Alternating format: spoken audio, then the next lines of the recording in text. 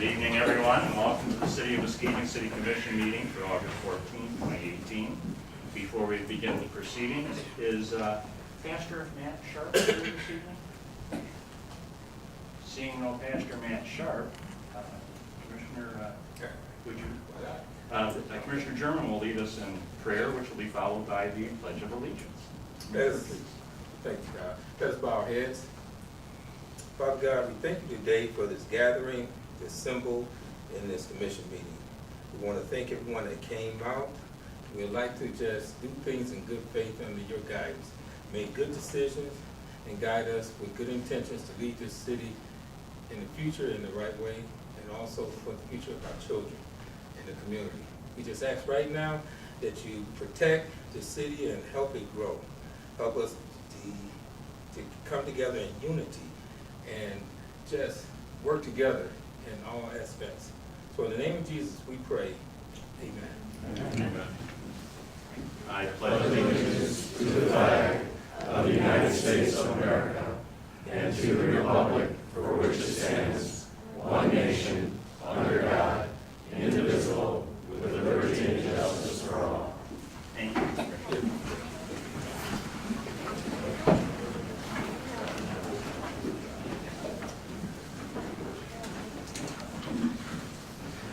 Okay, we have the roll call, please. Commissioner Sherman? Here. Commissioner Rosenzweig? Here. Commissioner Turnquist? Here. Commissioner Johnson? Here.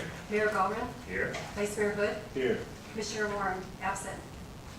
Thank you. Before we get into the meat of the business, we have some introductions and presentations tonight. It's my pleasure to recognize our winners of the 2018 Beautification Awards.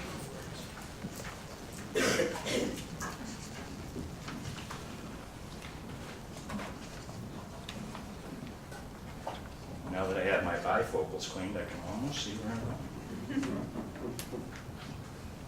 And this is a joy to see this program and initiative reestablished over how many past years now? This is our third year. Third year, and prior it had run for a number of years, 10 years. and then it ceased to exist for a minute. But it's always great to congratulate our neighbors and individuals and agencies that do so much to bring a little bit of paradise to their corner of the world and really dress it up for the rest of us. And it really impacts who we are and where we live. And I can't thank you enough for the efforts and the dirty fingernails.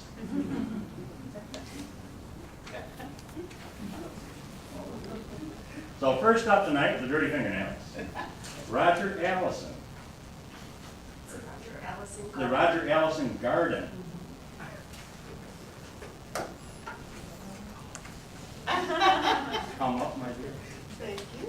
Great to see you. Good to see you. You can come out. You can come up. Come on up, young man. Okay, don't Larry. And I'll have you stay here so that we can give everybody applause at the same time. Okay. Recognize everybody in this. Okay. Roger Allison Garden, which is located on Six. 6th and Mason in the Nelson. Yes. Second place for Nelson Place Apartments. Thank you. My late aunt. First place for business or agency, Bethany Church.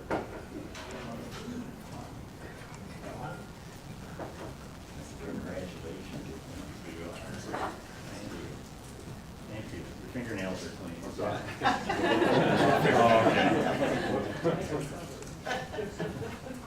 Tommy Lane Pasteur, third place for residential.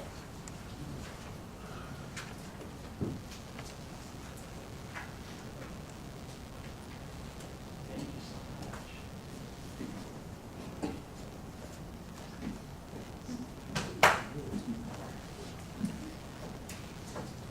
Second place residential, Chris and Kathy Strandberg. These are work.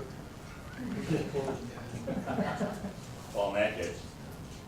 First place residential, Ron and Carol Murphy. Well, there is a bit, but obviously something came up. So. But if we could give these good people and organizations a round of applause for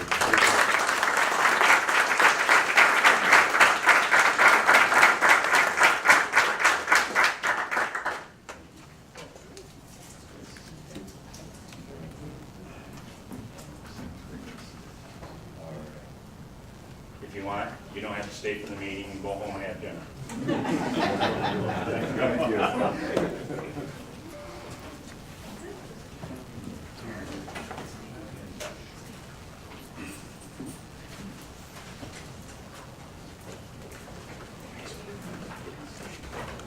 Okay, we have the consent agenda, please.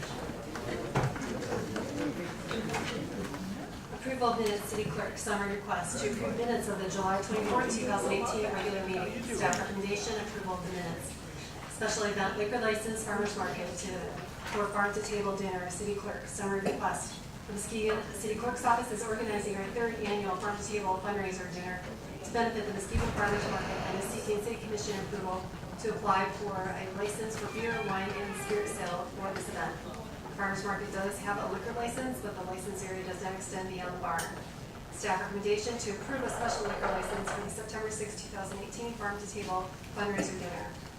Designation of voting delegates for the Michigan Municipal Annual Business Meeting. City Clerk, summary request to designate by action of the City Commission one of our officials who will be in attendance at the convention as an official representative to cast the vote of the municipality at the annual meeting, and if possible, to designate one of the other officials to serve as an alternate. Staff recommendation, approval. Annex lease, city manager, summary request. The city entered into a lease with I'm a Jam Incorporated in 2015. I'm a Jam planned to operate a sports training facility on the site. The owner has been unsuccessful in his attempts to do so. Both parties feel that it is in the best interest of the community to terminate the lease and allow the city to find a new operator for the site. As part of the lease termination, the city will maintain the existing lease with Mercy Health Incorporated, which has 3 years remaining on the initial term and one additional 5-year extension. Additionally, the city will take ownership of the personal property located on site as well as the related financial obligations associated with that personal property. City staff has been working with a local investor that has a strong interest in stepping in to operate the facility. An agreement should be ready for commission's consideration in the next 60 days. Staff recommendation to approve the request and authorize staff to sign the lease termination. Purchase agreement 880 First, city manager, summary request. City staff is seeking permission to enter into a purchase agreement with Core Development for 880 First Street. The building was acquired by the city of Muskegon in 2015. The $425,000 purchase price will reimburse the city's public improvement fund most of the $500,000 invested in the property to date. The remainder of the investment will be recovered in the initial years of completion of the development as a result of income tax revenues. The property is located in the Downtown Development Authority, and any incremental property tax growth will benefit that component unit of the city's budget. Staff recommendation to authorize the city manager to enter into a sales agreement to sell the property at 880 First Street for $425,000 to Core Development. 1000 West Western Avenue, sale and development agreement, city manager. Summary request. The City Commission accepted a $249,000 purchase offer from Smith Equities in 2016.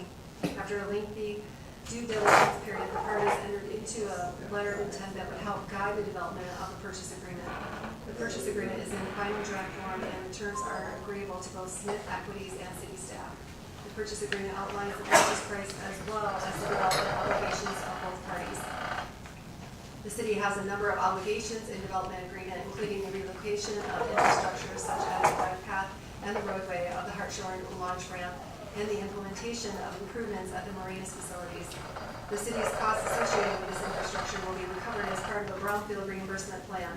Additionally, the marina amenity improvement will result in increased revenue from both the new condominium association and the marina slipholders. It is anticipated that the initial phase of the development will result in approximately $170,000 in new property tax revenue annually.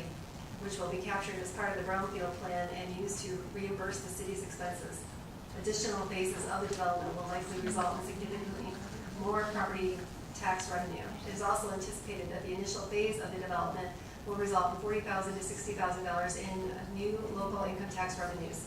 The proceeds from the initial land sale will benefit the city's public improvement fund. Staff recommendation to authorize the city manager to enter into a sale and development agreement with Harbor West LLC consistent with the terms of the letter of intent dated March 2018. Memorandum of Understanding Justice Assistance Grant. Public Safety Director.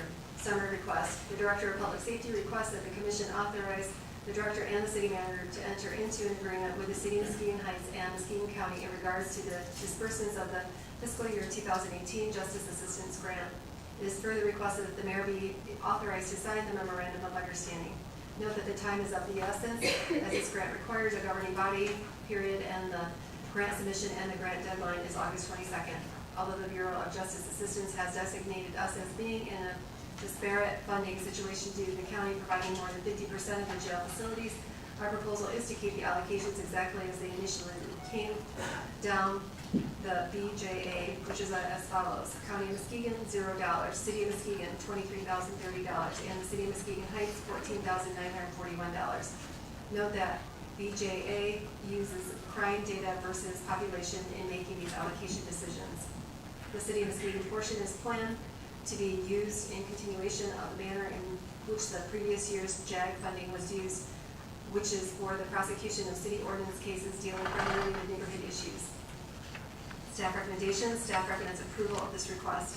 Rezoning request for a portion of the property of 710 Pulaski Avenue, second reading, planning economic development. Summary request. Request to rezone a portion of the property of 710 Pulaski Avenue from I-1 light industrial to B4 general business. Staff recommendation. Staff recommends approval of the rezoning. Committee recommendation. The Planning Commission unanimously recommended approval of the request at the July 12th meeting with 4 members absent. Sale of city-owned property at 1870 Heisinger Street and 1080 East Holbrook Avenue. Planning economic development. Summary request. New Kirk Electric, located at 1875 Robert Street, has requested to purchase the 2 vacant industrially zoned properties to expand their outdoor storage area. They are offering $30,000 and to split the closing cost. 1870 Heisinger is considered a buildable lot, but 1080 East Holbrook is not large enough to be considered buildable. Staff is requesting permission to enter into a purchase agreement with the applicant. Staff recommendation. Staff recommended approval of the sale. Sale of city-owned property in the Seaway Industrial Park, planning economic development. Summary request. MTC Enterprises of Michigan Incorporated has requested to purchase lots 1 and 2 in the Seaway Industrial Park. They are offering $300,000 total for both lots and are proposing to construct a provisioning center on one parcel and either a cultivation building or processing center on the other parcel. The offer is contingent upon unencumbered title and their ability to obtain state and local licensing within 120 days of acceptance of the proposal. If they need additional time to obtain licensing and all necessary approvals, they will agree to pay the city $3,000 per month, non-refundable, but credited towards the purchase price at closing. Staff is requesting permission to enter into a purchase agreement with the applicant. Staff recommendation. Staff recommends approval of the sale. Launch ramp ordinance change, Department of Public Works. Summary request to amend Chapter 58 Parks and Recreation Ordinance to clarify daily and annual launch ramp permit parameters, vessel and trailer size restrictions, and commercial use of the City of Muskegon launch ramps. Staff recommendation, approve the modified language for the ordinance. City Survey Services, Department of Public Works. Summary request, authorize staff to enter into an engineering services agreement with Lease and Break Engineering to provide survey services for upcoming projects. The value of the agreement shall not exceed $27,110. Requests for proposals were solicited for this contract with West Shore Consulting and Police and Break Engineering submitting proposals. Both proposals were reviewed by staff and the Police and Break proposal is recommended. Staff recommendation, authorize staff to enter into an engineering services agreement with Police and Break Engineering. Landscaping, DPW filtration. Summary request, authorize staff to enter into a landscaping agreement and water filtration plant with Lease Brothers Gardens Center since they submitted the lowest responsible bid of $35,495. Staff recommendation, authorize staff to enter into an agreement with Lease Brothers Garden Center for a cost of $35,495. Fence replacement, DPW filtration. Summary request, authorize staff to enter into a fence replacement agreement on water filtration plant with Justice Fence since they submitted the lowest responsible bid of $89,500. Staff recommendation, authorize staff to enter into an agreement with Justice Fence for a cost of $89,500. Excavating, DPW filtration, summary request, authorize staff to enter into an excavating agreement at water filtration plant with Jackson Murphy Contractors since they submitted the lowest responsible bid of $88,365. Staff recommendation, authorize staff to enter into an agreement with Jackson Murphy for a cost of $88,365. Membrane roof on clear wells, DPW filtration. Summary request, authorize staff to enter into a roof installation agreement on clear wells at water filtration plant with Ostrander Roofing since they submitted the lowest responsible bid of $440,000. Staff recommendation, authorize staff to enter into an agreement with Ostrander Roofing for a cost of $440,000. Salt box, DPW equipment. Summary request, the equipment division is requesting permission to purchase one salt box from Arista Truck Systems Incorporated. This unit was ordered by another community that could not complete the sale. Therefore, Arista is offering this unit at a considerable discount. The price of the unit is $14,999 compared to $18,807, a savings of $3,808. Staff recommendation, authorize staff to purchase one salt box from Arista Truck Systems Incorporated. Concrete breaker, DPW equipment, summary request. The equipment division is requesting permission to purchase one concrete breaker from Midland Engine, the lowest qualified bidder. Staff recommendation, authorize staff to purchase one concrete breaker from Midland Engine. Backhoe, DPW equipment, summary request. The equipment division is requesting permission to purchase one backhoe from Michigan Cat for a purchase price of $97,053.61. With our buyback program, Michigan Cat is the most effective machine to buy. Staff recommendation, authorize staff to purchase one backhoe from Michigan Cat equipment. City manager employment agreement, mayor's office. Summary request, approval of the agreement as submitted. Staff recommendation to approve the employment agreement and authorize the mayor and clerk to sign. Adopt a resolution approving the liquor license application for Pigeon Hill Brewing Company, LLC, City Court. Summary request, to adopt a resolution approving the request for a liquor license for Pigeon Hill Brewing Company, LLC, 895 4th Street, to be licensed as a microbrewer, small winemaker, manufacturer of mixed spirits, drink, and small distiller. Staff recommendation, adopt a resolution approving the request. Arena lease and management agreement, Rad Dad, city manager. Summary request. City staff is requesting approval of the lease agreement and corresponding management agreement for the operation of Rad Dad's Taco and Tequila in the LC Walk Arena. Staff recommendation to approve the agreements and authorize the mayor and clerk to sign. Thank you, clerk. That's a lot. Commissioners, you've heard the consent agenda a lot as presented. Are there any items you wish to have removed for further discussion? Yeah, item J.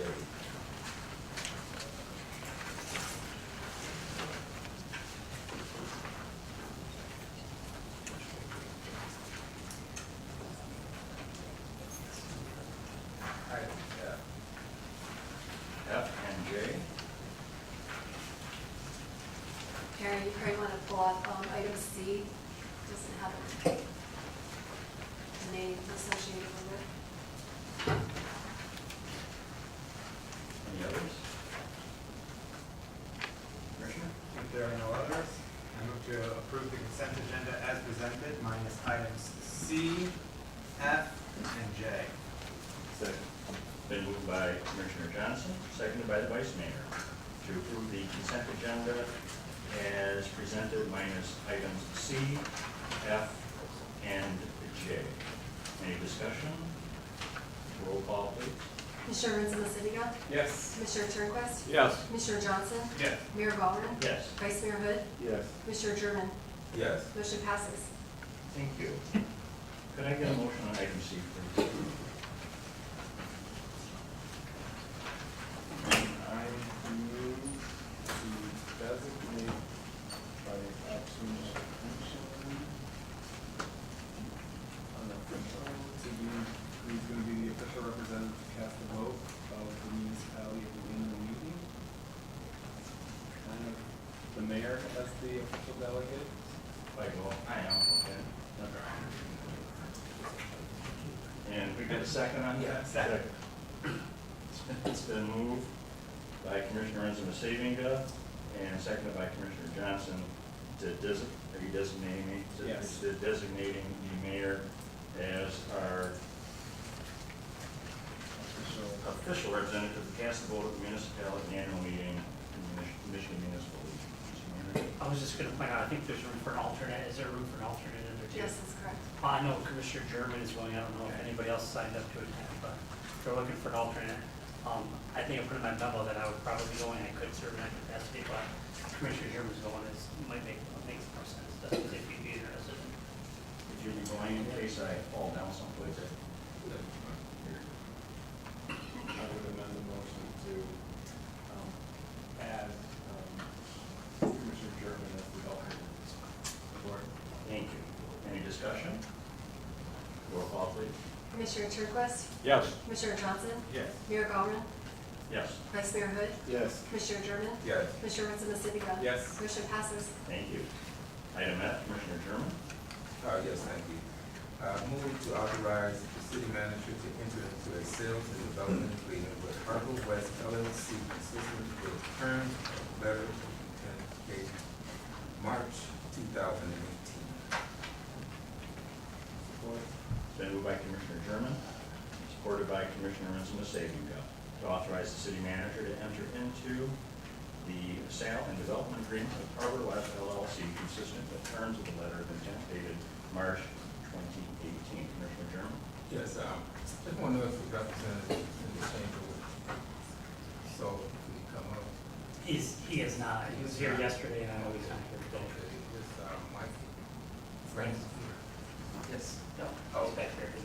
And maybe you can just kind of just give us another overview and also the citizens in the chamber of what this is all about in this development.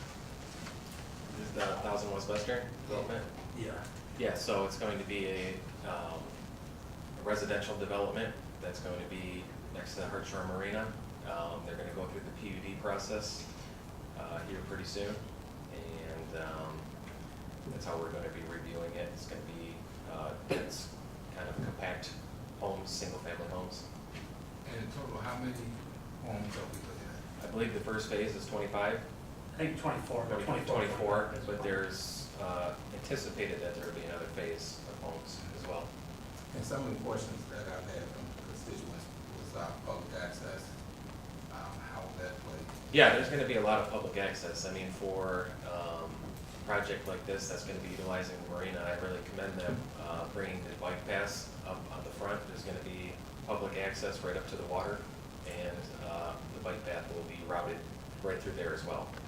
So they were very good working with us and accommodating us to keep it open to the public. And one other question, I think in our discussion yesterday, we mentioned talking about fronting tax dollars for this project. As part of the brownfield, yep, part of the brownfield reimbursement, there is $600,000 of infrastructure that the city was going to commit to funding up front and being reimbursed via brownfield, and then there are some improvements to the marina, including clubhouse, docks, and amenities that the city would fund, and then again be reimbursed through brownfield tax capture. Yeah, I just thought it was important that Yep. the city be aware of the tax dollars that, we so gratefully pay into our government, how it's going to be used for a project like this. So thank you. And I can clarify too, the bike path does run in front of the homes, so between the marina and the homes, because the area there where the street, where the current road is and where the fence is and everything, that's all part of the charter park. That's part of Hartshorn Charter Park. So they're not necessarily adding bike trails onto the property they're buying from us. We're just improving them in the charter park area, which happens to be in between their houses and the waterfront. Could you clarify? Because last night I thought you said it was the bike path through where the village is going, and it's going to move closer to the street and parallel to the street. Now it sounds like it's going to be moved closer to the arena. Yeah, it's going to be maintained, I heard it be maintained on our charter park. Yeah, it'll be, so the goal is to run it along the roadway too. So for people that don't that are more looking to travel from point A to point B. It's a little shorter of a distance for them. But the area that currently goes kind of along the Hartshorn property kind of gets in that little floodplain or that little wetland area, that will all be maintained and improved in that same general vicinity. Probably actually move a bit closer to the water. It'll pretty much sit, if you look at the drawing, it'll sit where the road is right now, where the current road is now. So the bike path will run in that, kind of in that footprint. But that may have been the confusion is which road you were referring to, because I thought you were talking about Western Avenue, No. not the road. Yeah, kind of like the For access road that currently The goes access road, yeah. to the boat launch. The parking and so on, yeah, okay. Anything else on this item? Vice Mayor? Frank, Mike, you said that there'd be access right up into the lakefront. Well, right up to the marina. I'm not sure if the fence is gonna come down or the fence Fence will come down as part of the development. So the access to the water will be improved. Right now, there really is, the only access into the water is boat launch. That's really what the access will continue to be. When we say, and when we're talking access now, we meant the ability to get near the water, but I don't think there will be necessarily new spots for people to go into the water aside from the boat launches that exist today. Thank you. Anything else, Commissioner? Thank you, Mike. Well, Commissioner. We discussed this pretty much at Mike yesterday. Had a lot of questions and answers and insights from both staff and the developer. So I was grateful the developer was here on yesterday to provide all the information and extra context. I'm, as I said yesterday, I'm generally supportive of this, and I'm very pleased with the collaborative nature of this project, and not only turning unproductive, unused property into something that is now productive and generating tax revenue, but also helping to support our marina, its capital improvements and its ongoing maintenance. The few concerns that I had that I raised, most all of them were addressed. One, why are we given authority over our marina, which is not exactly the case. It's going to be a collaborative venture. We're going to work with them on our improvements there, and that our amenities aren't going to be entirely limited to split renters and residents of the village. That we'll be able to maintain our programming that we already do there, such as watch us go boating, kayak rentals, and we'll be able to do light programming in the future. So that was reassuring to me that we can continue to have those uses for our residents throughout the season. And that the environmental assessment costs that we'd be responsible for, but I realize that those are already done. Most of them were funded through grant money, so we're not going to be expecting them to hook for considerable extra expenses for environmental assessments. The one final piece that I had concerns about was that $600,000 being paid up front for brownfield eligible costs. So typically that's not, at least during my tenure, my 5 years on this commission, that's not how we've done that. We've expected the developer to pay for those costs, then they need reimbursed over time from brownfield incremental tax capture. And that's the approach that I much prefer, rather than us taking that risk and being on the hook for that cost and potentially not getting paid back if the development doesn't pan out, as we saw with Edison Landing, nearly 2 decades ago, where that development never really took off and happened, and yet we were holding the bag and had that risk. And so I didn't feel like that approach. So it gave me pause to see this here where we're handing over that $600,000 and us taking on that extra risk. Well, I'm fairly confident in this project that it's going to transpire, and we are going to get paid back fairly quickly. It's not going to be decades, it's going to be a matter of years, but not decades. I just want to reiterate my position that this isn't an approach that we should be taking generally. And if we do take this approach where we are putting up money up front into a project like this, that we should be seeking to maximize its benefit for our community as well, extract some rewards from it. Typically when you take on more risk with an investment, you want to get more rewards somehow as well. And so with us taking on this reward, or this risk, or putting in other financial support incentives for projects, we should be seeking to extract more benefit for our community. And that's where I brought up that community benefits agreement last night, or project labor agreement for these developments, to see that funding, that money, those investment dollars, being retained in our community, going to our local contractors and tradespeople, and with the community benefits agreement, possibly having some of that money being diverted for philanthropic initiatives, such as the West Michigan Building and Construction Trades Council had agreed to on a community benefits agreement for our convention center if we move forward with that. So I just want to reiterate my position on that and say if we are going to use this approach in the future and have our dollars being directly invested, then let's look at how do we get some more benefit out of there as well, such as the CBA or PLA. While I would prefer that to be in place now, I am relieved and pleased that the developer is, I connected the developer with the West Michigan Building and Construction Trades Council today, and they're going to be setting up a time to meet, just have discussions about how they may be able to partner going forward. So I'm pleased with that. I would prefer there to be an actual agreement before voting on this. I'm not going to oppose this or hold it up. I just want to reiterate my position on it. So thank you. And thank you for staff for working on this so diligently. This has been a project that's been in the works for quite some time, and it's been a tricky project. But I am generally overall pleased with the project and everyone's contributions to it. Thank you. Me too. Commissioner German. Yeah, I concur with you, also, Commissioner Johnson.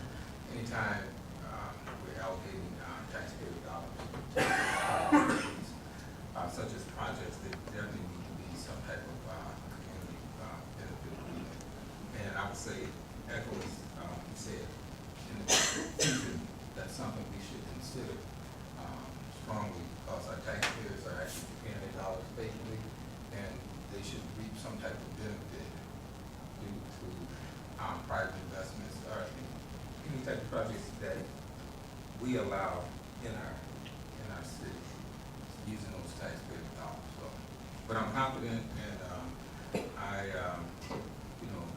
agree with the gentleman who did his presentation yesterday. I think that he's will do his due diligence to complete this task and the city can recoup the cost. So, And I think that's, a clarification, where it's not throwing money, Right. we'll back. And I can agree up to a certain point, but I think we, continue to have to look at these on a case-by-case basis, and scope of the project, the people involved, cost, and how it would, ultimately impact whether or not something gets off the ground or not, so. I like the ideas of the community benefit thing, but we can discuss that later, because I'd actually like to see it go someplace else, but directly in the city. So, but be that as it may, I hold out high hopes for this project and the benefit to the neighborhood. And I think the key resource coming in there, the friends and the neighbors, people who become part of our social fabric. I think that's the most important part. Anything else? Roll call, please. Commissioner Johnson? Yes. Mayor Gauman? Yes. Vice Mayor Hood? Yes. Commissioner German? yes. Commissioner Woods-Pacifico? Yes. Commissioner Turnquist? Yes. Motion passes. Thank you. Item J, Commissioner German. Okay, I move to motion on the staff recommendation of approval of sale for the Seaway Industrial Park and economic development.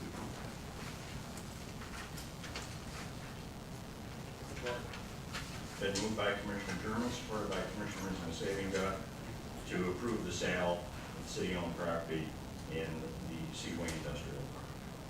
Commissioner German? Yeah, thank you. Mike, if you could just kind of give us an overview of what's happening with this project. I've been getting a lot of questions from citizens. lot of them think that, this is going to expand out into a project where, dispensaries and other, marijuana, cannabis, buildings will be all over the city, but this is actually designated just to that, industrial park, so, and, speak on the security and the whole scope of the project, just kind of in a nutshell. Sure, so, the applicant is requesting to purchase 2 parcels. One's about 5.8 acres, the other one's just under 3/4 of an acre. And it's for, they would like a provisioning center, a growing license, and possibly a license for processing. So they'd be able to do everything on those 2 sites. It is within the boundaries of the MMFLA boundaries that we created. So this, it's not going outside of that or encouraging that. Everything's within everything that we passed. As far as the security, we have our own security requirements in our plan. So they have to pass that before we approve it. And then there's also state requirements on security as well, that they're gonna have to pass in order to get their license.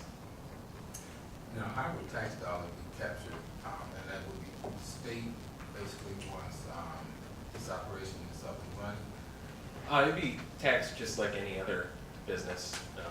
It's gonna be, retail for the provisioning center, and, I'm not sure if it's categorized as industrial or commercial for the growing, but it'd be taxed at one of those rates.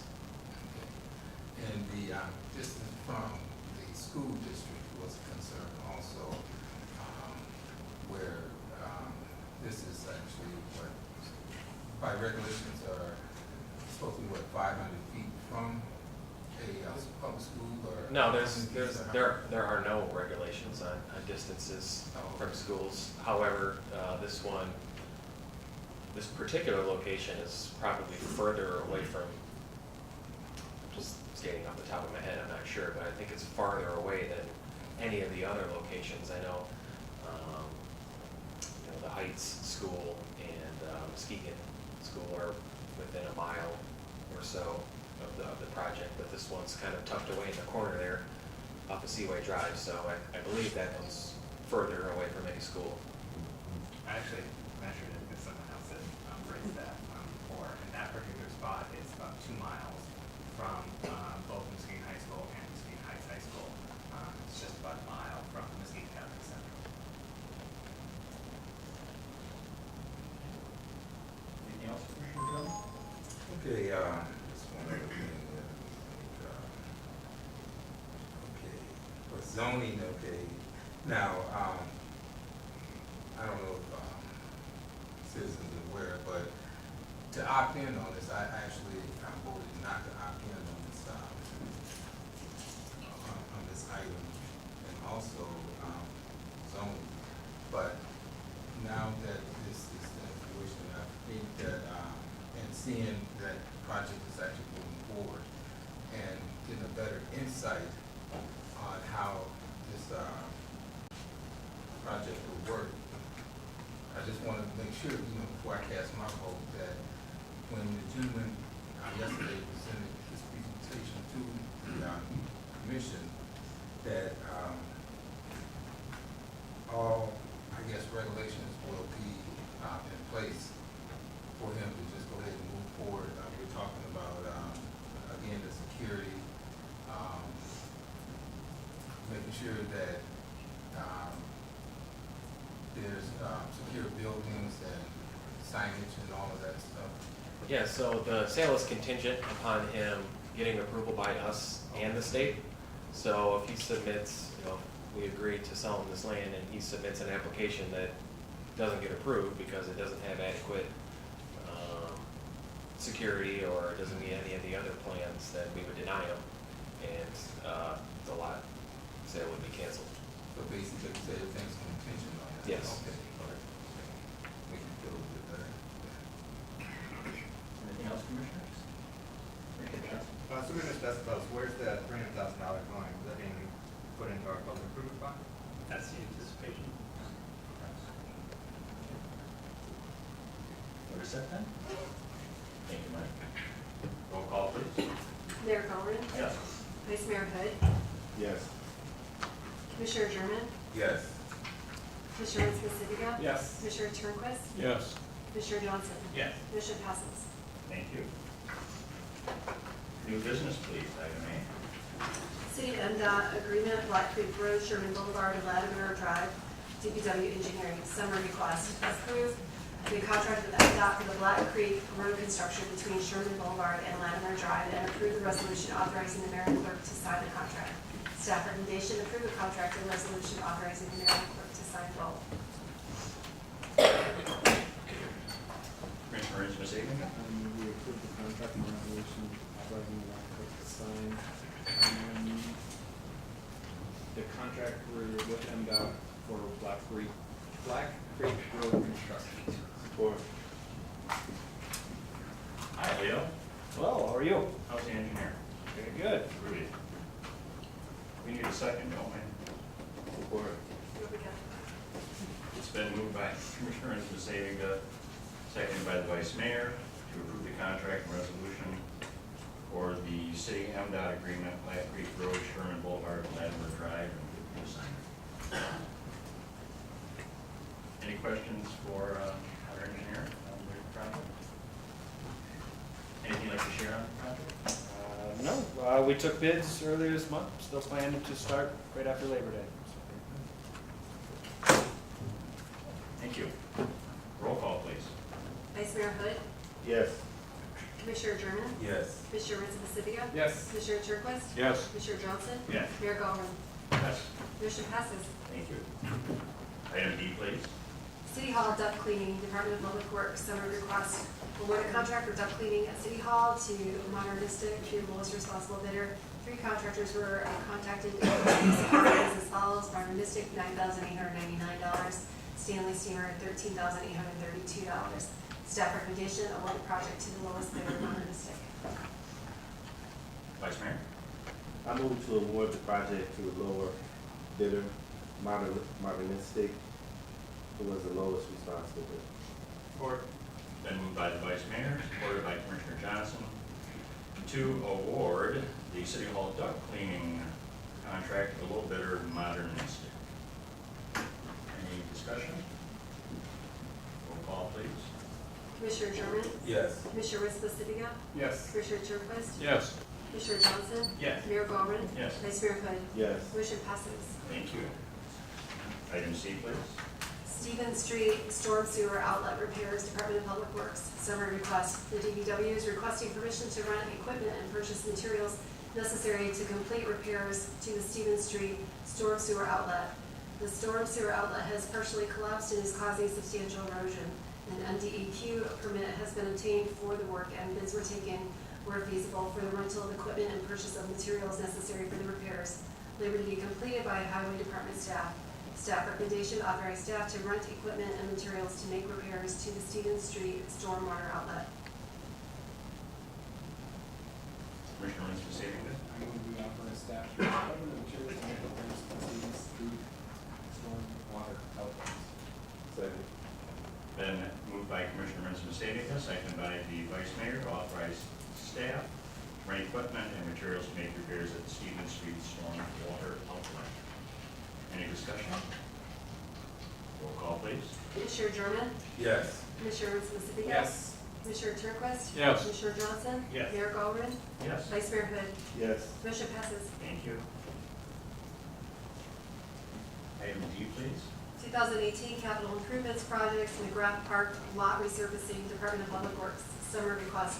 Award the resurfacing contract for crushing and shaping of the existing parking lot and driveway at McGrath Park to the low bidder. 3 contractors submitted bids for this project as follows: Accurate Excavators, $108,512.29.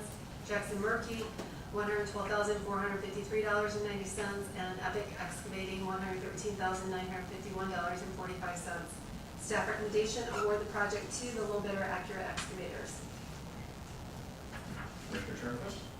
I would move that we award the resurfacing contract for crushing and shaping of the existing parking lot and driveway at McGrath Park to the low bidder. Support. It's been moved by Commissioner Turnquist, supported by Commissioner Johnson, to award the capital improvement project in the Grant Park lot. It's resurfacing to the low bidder accurate excavators. Any discussion? Roll call, please. Commissioner Rizza-Pacifica? Yes. Commissioner Turnquist? Yes. Commissioner Johnson? Yes. Mayor Gilman? Vice Mayor Hood? Yes. Commissioner German? Yes. Motion passes. Thank you. Is there any other business any of the commissioners would like to bring before the body? Good. Oh, next Wednesday,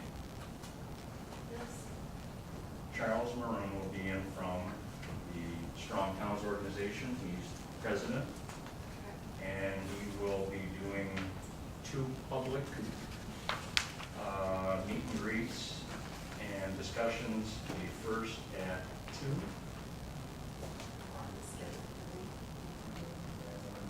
2. And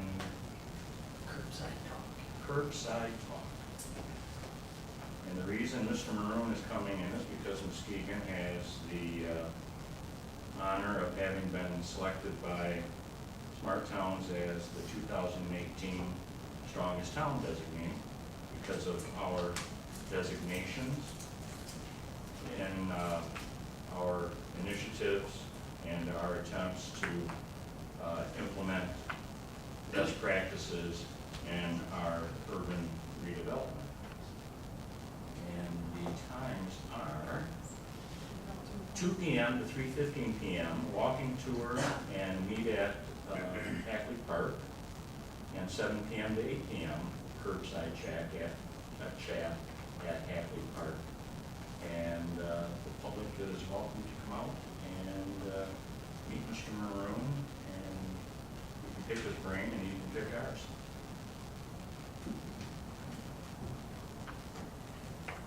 If there's no further business, we'd like to move on then to public participation. Members of the public are welcome to come forward to the podium. Each individual is given 3 minutes. When I do this or do this, it means you have 1 minute left. And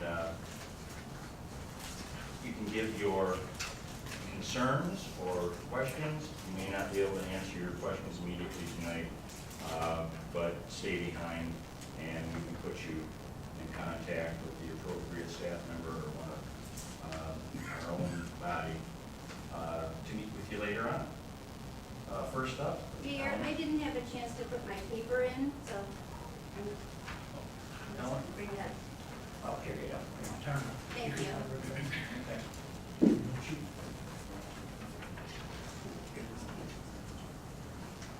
Is Eleanor Cantor here?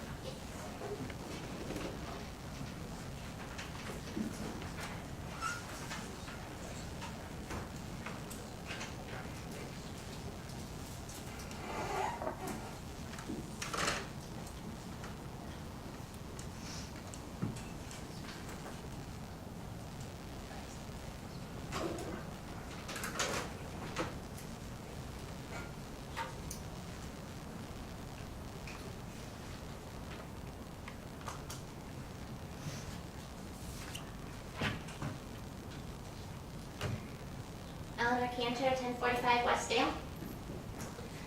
First, I want to thank the commission for asking the city manager to meet with us. I truly appreciate your attention to that request. 4 members of the Disability Justice League met with Mr. Peterson and ADA coordinator Dwana Thompson on August 1st. Unfortunately, Mr. Peterson had already made up his mind that accessibility is not a problem in the city of Muskegon, which led him to take personal offense at the information we were trying to provide about accessibility problems in our community. We were not able to come to an agreement about how the city can work with the disability community to increase access in our community, or even whether any problems exist. Nevertheless, I am here today to urge you, once again, to find a way to work with us to solve these problems. The 2 things I'd like to discuss today are sidewalks and parking. Thank you for the prompt response to our FOIA request. Through that process, in conjunction with our meeting with the city staff, we learned that the city staff is not aware of any inventory of inaccessible sidewalks or any method of working with the disability community to identify and prioritize sidewalk repairs as required by the city's settlement with the Department of Justice. That is a problem that needs to be corrected. And I am unsure how to proceed because we are not currently engaged in dialogue about these issues. According to the settlement, the city should have on file information about your written process for soliciting and receiving input from persons with disabilities regarding accessibility of sidewalks, including requests to add curb ramps at particular locations, an inventory of sidewalks constructed or altered since 1992, a copy of your 2-hour training curriculum on the ADA, and a list of employees trained and the name, title, and address of the trainer. The city staff does not seem to have any knowledge of these requirements and has been unable to answer basic questions about the settlement. Tomorrow I will submit a FOIA request to determine whether these documents exist, and we will decide as a group what steps to take next if the city manager cannot or will not work with us. Good city planning involves the residents of that city. Currently, the city has no means to collect input from the disability community in its planning process. I was shocked to read in the news recently that the city staff feels that Muskegon has too much parking. Quote, "If parking becomes a problem in the future, I think that would be a good thing," one developer said. A good thing for whom? We have spent a considerable amount of time asking how we can help Muskegon become a destination that welcomes people with disabilities, both residents and tourists. I am baffled as to why the city is pursuing a strategy of making our community less welcoming and less convenient to visit. I was working under the impression that we were trying to build a community that is welcoming, but this strategy to purposefully reduce parking options will produce the opposite effect. We are constantly reminded that the city does not have enough money to make the improvements that citizens request. Why then are we spending energy and taxpayer dollars to eliminate one of the best things about our city? The question here is what success looks like. To me, a successful city is one that meets the needs of its citizens. But the goal of this initiative is to make Muskegon more difficult to access under the theory that if we replicate the same problems as a big city, we will also somehow replicate the success of a big city. That doesn't make any sense. Well, actually, I think that's not the intent. It's how to design parking around viable development and what's needed, and not be awash with the old style of asphalt around box stores. So this initiative or this idea isn't new. This was presented during our form-based code development and our public charrettes going back to 2014. But if you'd like to take time in the coming week or so, I can sit down with you on that one. Yeah, I would love to sit down and talk to someone about it because I did ask a direct question of the city manager, which is, will this plan result in less accessible parking? Yes or no? And I haven't received an answer to that question. No, I mean, if what parking we have available, and we're gonna make sure that it meets the needs of the development and the people, because all of our planning is based on the scale. So we're gonna meet those obligations, all right? But that's a little bit off the line from, the first part of your intention that we're not at a certain point where you think we ought to be, and you didn't get clarity. But I'll follow up with you on all points. Okay, well, all I know is what I read in the newspaper. I don't know anything else about it. Mm-hmm. And what it said was that the city was decreasing parking because the city staff felt that there was too much parking. And what I wanted to tell you was that the ample parking that we enjoy is what allows me to live here. Right. I literally could not live in a city without this type of parking. So to me, it's a big deal. We don't want to be at a point where we're scrambling, but we're designing it so that we can have, instead of big seas of asphalt, we can have people living downtown. But that doesn't mean that all parking disappears. It means that it's designed along with the need, and not these old maximums where, you had more striped parking spaces than you did, people. Well, I assume you watched the video that I sent all of the commissioners. And what we see is that in the planning process, accessibility is not being prioritized. And right now, we have parking going in that is labeled as accessible. It is not accessible. So I would love to believe that you're on it and I don't have anything to worry about, but that's something we should discuss and dialogue about together. So I only have 3 more sentences. Well, go ahead. Okay, Muskegon's ample parking is what allows me to live here. I have inquired several times as to whether this plan will result in less accessible parking downtown and have not received an answer. If so, this plan needs to be halted immediately so that the disability community can provide input and so that we can proceed in a manner that honors the needs of our citizens. Thank you. Thank you. Mr. Brad Hastings.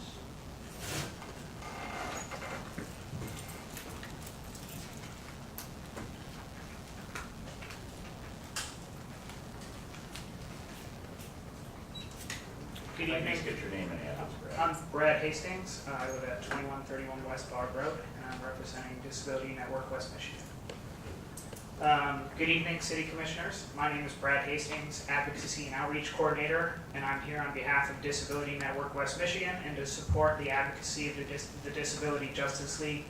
My primary objective for coming to this meeting is to emphasize the need for the City of Muskegon to prioritize accessibility for persons with disabilities. Under Title II of the Americans with Disabilities Act, all state and local governments are prohibited from discriminating on the basis of disability in all services, programs, and activities provided by these governments. There are several issues of accessibility around the city, including some government buildings, sidewalks, pedestrian rights of way, parking, especially for special events, as well as some businesses that are opened and are inaccessible to many people in our city. I am uncertain what the city's building codes require in terms of accessibility, but regardless of that, private businesses still have obligations of accessibility under Title III of the Americans with Disabilities Act as places of public accommodation. In order to correct previous mistakes and avoid further problems with accessibility in our community, it is the position of Disability Network West Michigan that the city staff should engage with our organization and the disability community to seek input into fixing of existing problems as well as the prevention of new ones. Although the primary purpose of these modifications is to prevent discrimination and to promote inclusion of the 1 out of every 5 residents with a disability as provided by the 2017 U.S. Census Bureau, the benefits of designing and promoting an accessible community extend beyond the people who already live here. Making sure that businesses are accessible opens up an entire new base of customers. Making sure that our events, public parks, streets, and sidewalks are accessible and have adequate accessible parking can make Muskegon a desirable place to travel, live, and work. Imagine if we became the most accessible beach town in West Michigan. It may be easy for some people to brush this off as something that doesn't apply to them. However, that perspective is short-sighted, as anyone can become disabled either by illness, accident, or simply by old age.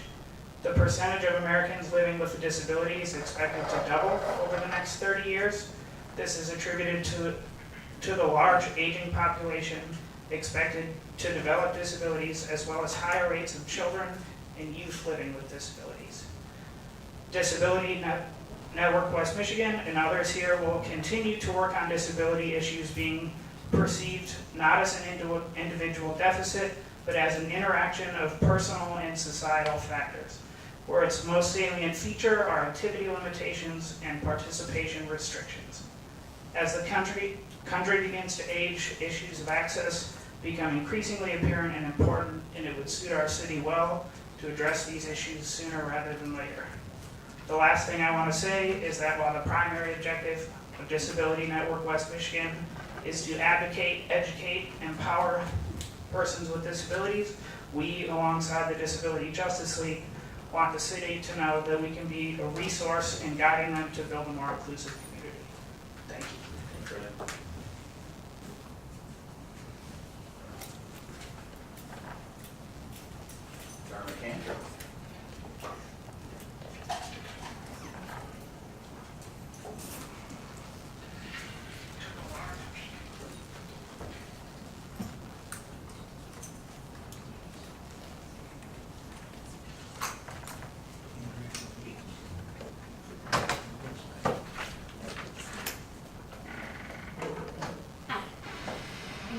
Cantor. I live at 1898 Horsham Road in Laketon Township.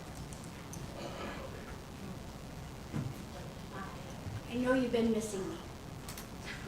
So I sent you that video so you could see what I've been working on. I hope you will look at that. I feel like I have been fighting for social change for 50 years. Some of you here have been doing that too. I have an unsubstantiated belief that governments elected by eligible voters have a duty to respond to the needs of their constituents. I assumed representation was a universal tenet of democratic governance. But maybe I imagined the whole thing. Looking at the role of citizen activists from my generation, I visualized an organizational chart that put the people at the top, the elected office holders below the voters, and the government employees working under the direction and supervision of the people's representatives. In this imaginary power-sharing model we call public service, government employees serve the public. I was employed by a school district, the county, the city, a state, nonprofits, and self-employed for 12 years. Those jobs have one thing in common, and that's customer service. I thought the public was my employer because my supervisor in each of those jobs was courteous, even deferential to residents, citizens, and taxpayers, who were the investors in our work. That was when I was working. I had an identity as a member of the organization, and I had some power over the services the public received. After I retired, I started to understand how powerless the public feels when they bring problems to their public servants and are treated as unimportant, irrelevant, even invisible. You may be thinking, well, what does that have to do with us, the city's commission? I'm pretty confident that commissioners are good people and believe as I did in their public service. I'm not questioning your intentions. What I would like to examine is the process through which you function as representatives of your constituents. In what manner does the commission gather knowledge and interest from their community members? How do you evaluate quality of life in your community? How do you prioritize the city's investments to raise up the standards of living in Muskegon? And how do you assure every member you are seated to represent as an advocate at this table? Your turn. Back to the org chart. What I've described is the commission and their imagined relationship to residents. Now I would like to briefly explore the relationship commissioners have with the city staff. That relationship is not very visible, but coming to my third city commission meeting this year, I have some observations. No offense. You know what happens after somebody says no offense, right? Okay. 2 minutes. No offense, but it seems like someone turned your organizational chart upside down. Yes, I know that is offensive because no one sitting on this dais has intentionally handed over their authority. But here we are. I feel like I'm looking in your underwear drawer or your medicine cabinet. I just want to do my duty as a citizen to redress my grievances with this governing body. Members of the Disability Coalition met with the city manager to discuss the issues we brought before you in June and July. We interpret decisions made by the city as discrimination prohibited under the ADA civil rights legislation. We thought if you knew the problems, you would be interested in correcting them. Instead, we were told that the staff had other important things they needed to be doing. We were informed the safe built has a certificate, so their decisions must be legal and correct. We were told we should be grateful for all the good work they do for us. And placing a universal symbol of access at an inaccessible location is compromise business insisted on. In summary, the people you employ did not, at least in this instance, represent the commission well. I could be old. Maybe no one thinks public employment means public service anymore. With respect for democratic institutions everywhere, I am asking the city of Muskegon to create an opportunity for residents with disabilities, to guide the city's access responsibilities under the Americans with Disabilities Act, our civil rights legislation. Muskegon has great plans for commercial and residential development, but they must plan and build an accessible community for all. Access for all. It's the law. Thank you, Carmen. Did I use up all my time? Pardon me? Did I use all my time? Yep, you did. Okay, because I have a lot more to say when I I get time. actually gave you extra. Oh, thank you. Thank you. I gave everybody extra. Are there any other members of the public that would like to address the commission this evening? Mr. Johnson? Mr. Mayor, if I may ask a few questions or comments in response to some of the public comments we received. Ms. Cantor, I think both Ms. Cantors referenced the video. A couple of things that I noticed on there is on 5th Street, just off of Western, there is an accessibility parking sign right there that makes the sidewalk itself inaccessible. This is just kind of shockingly ironic. And I'm wondering if we can do something about that, moving the sign. Maybe I see there's an accessible ramp going into the Nova building there, a wooden ramp, which kind of complicates accessibility to the sidewalk next to it, but I'm wondering maybe if we can move that no parking or that accessibility parking sign to the side of that ramp, so at least we're freeing up the sidewalk. And I also wonder, one of the concerns was about that same corner right there with the fencing from Pigeon Hill and making it a little bit difficult for people in wheelchairs to get around there. So I'm wondering maybe we can just speak with the business owners, say, hey, can you move this a little if possible? I don't know how easily that can be accommodated, but let's at least have that dialogue. There are several other things in that video, but those are the two things that come to mind right now. But I do wonder, can staff share with us the settlement from the Department of Justice with regard to these accessibility issues? And can you also provide us an update or a briefing on that settlement's implementation, including acknowledging maybe where there are deficits or where we need to be stepping up our action so that we can start figuring out getting back on track with the implementation of that settlement, and how do we do that? So we're making progress on these issues. If we haven't fallen back, and it sounds like we have been, but I'd like to get an update from staff on that, as well as get the actual settlement agreement, and let's start working together on getting a plan of action to be implemented. I can have Joanna share that with everybody. And then I know I think she's gone for the rest of the week, but I actually made a note here that maybe we can invite her to the next work session. That could be part of the work session dialogue from her. Okay. Thank you. And I think the other two are relatively, are probably, like you said, probably simpler to fix. I didn't see the video, it wasn't shared with me as far as I know, so that was the first I heard of it.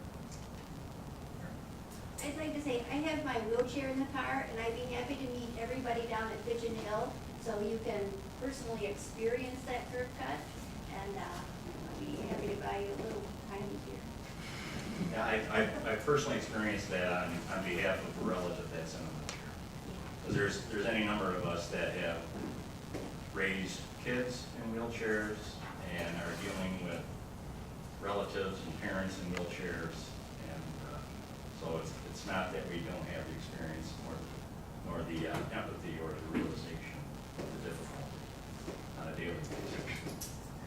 We're not naives or novices on an individual basis. Well, there's nothing like sitting in the chair.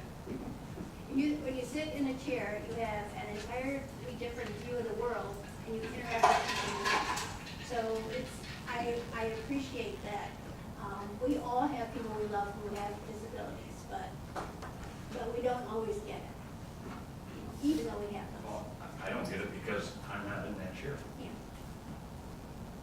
I'll take us home. I move we adjourn. Support. It's been moved by Commissioner Saving, supported by Commissioner Johnson to adjourn. All in favor? Aye. Any opposed? Thank you.